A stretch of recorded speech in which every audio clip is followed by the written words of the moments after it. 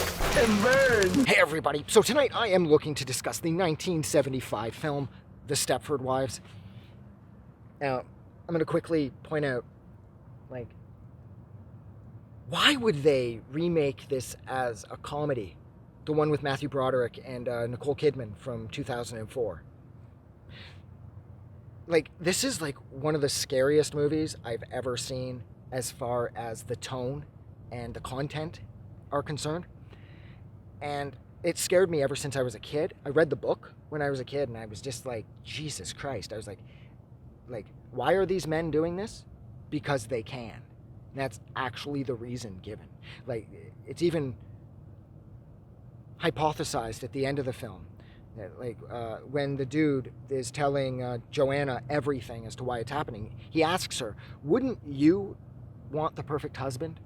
If you had the ability, wouldn't you want him to be super sexy, super smart, super obedient, and blah, blah, blah? You know? In this movie, it's just, what it suggests is just so scary that I can understand the need for a remake. The movie came out in 75, and had they done it right, they would have updated it for the mid-2000s, and it would have been really affecting. But it was brain dead, and it was worthless and weak, and I just don't get that because this movie is so cool.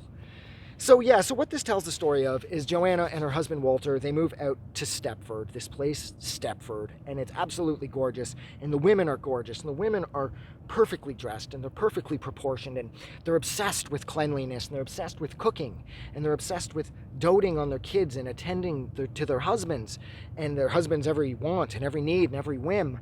And it's almost like it's almost like a magical sort of place that, of course, Joanna doesn't love right away.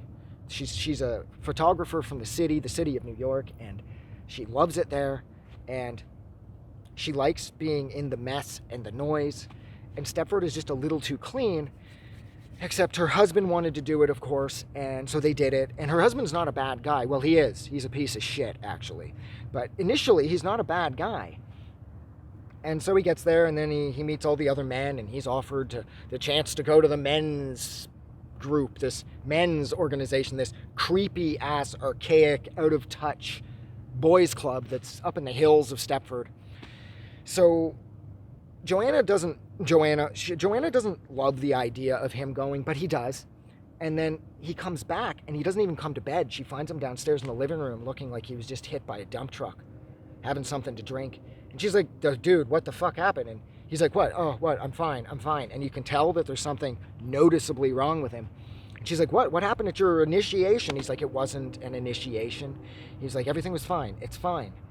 And then he looks really deeply at her, really longingly, and he intensely, and he says, I love you. You know I love you, right? I love you, implying that he would do anything for her. Because, see, when he was up at the little initiation at the creepy little men's club, it was explained to him that Joanna is going to be replaced with a robot, Joanna. And he's going along with it. So he comes back and he's telling her how much he loved her, or loves her. And I believe that at this point he does.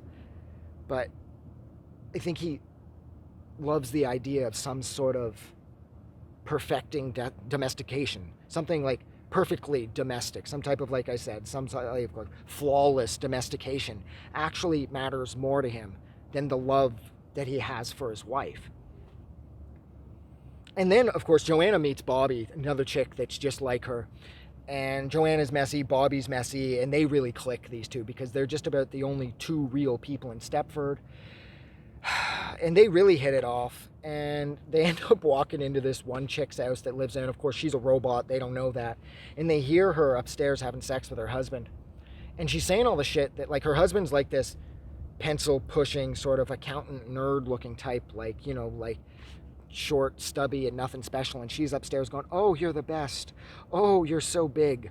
Oh, you give it to me like nobody else. Oh, you're magical. Oh, you're this. And it's there's no way this guy fucks that good, okay? It's just not going to happen. And they did find that a little strange. And at one point, too, Joanna's at this party, And this one chick hits her head and she starts to repeat herself. And, oh, you know, like, I'll die if I don't get this recipe. Oh, I'll die if I don't get this recipe. Oh, I'll die if I don't get this recipe. And then there's a minor fender bender up at the grocery store. And the woman's like, oh, I'm fine. It's just my head. Oh, I'm fine. It's just my head. Oh, I'm fine. It's just my head. And then she's taken to the hospital. But Joanna points out to her husband, the hospital was this way and the ambulance went that way. And her husband's like, no, the hospital. And he's like, wait, you're right. The hospital is that way. Why did they take her that way? And so right there, you know, something's weird. And then he has a bunch of the fucking creepy men's organization dudes over to his house. And that's where Joanna meets Diz. The guy's name is Diz. He's the head of the men's organization. He used to work for Disney in an animatronic capacity, of course. And he's just creeping on her. She's in the kitchen getting something ready, bringing out drinks for everybody. And he's just standing there watching her. And she looks up and she's like, ah. And he's like, I like watching women do domestic chores. And she gives him this look like, oh, buddy, you are the ultimate sex offender. You are scary as hell. And she inquires about him. He says, oh, I used to work for Disney. And she said, really? You work for Disney? And she's like, I just find that weird because you don't look like the type of person that wants to bring joy to anybody. And the second she goes out, and there's that artist there that everybody knows, he's famous or whatever, he draws her picture, that's it for her.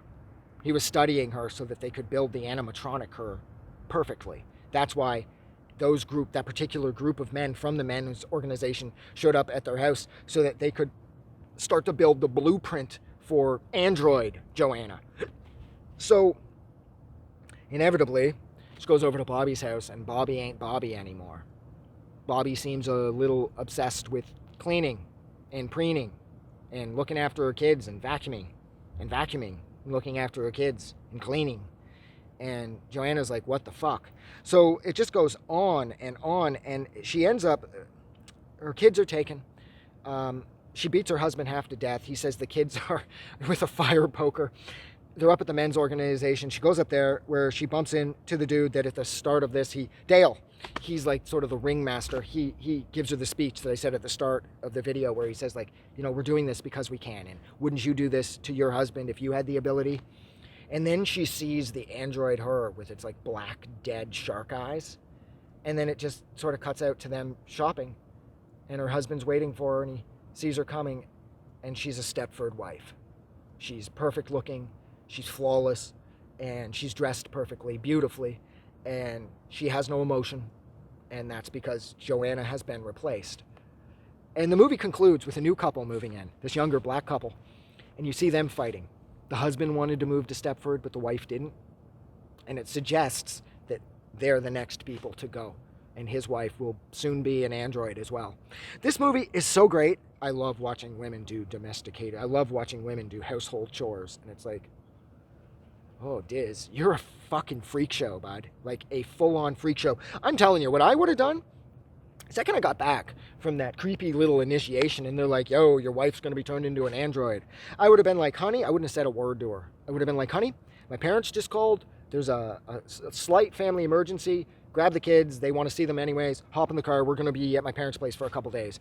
And as we were driving far away from Stepford, it would be at that point where I would explain to her everything that happened at that creepy men's club and how she's going to be replaced by a fucking android. And that would have been it. They could have kept all her shit in our house and all that stuff. I would have explained to the kids that the men up there weren't very good and they didn't like women. Scared the shit out of the kids, made sure they didn't want to go back. And that would have been it for Stepford. It would have been that simple. If you love your wife, you love your wife. You do everything for her just like she would do everything for you. You don't let them turn her into a fucking android so you can be part of some pathetic little boys club. You just don't do that. If that's your attitude, don't get married. Don't have kids. And fuck whoever you want. Fuck every chick you can meet. Go nuts. But yeah, I think that's where I'm going to leave it. So thank you so much for hanging out with me for way too long, a little over 9 minutes, while I discussed the absolutely killer 1975 film, The Stepford Wives.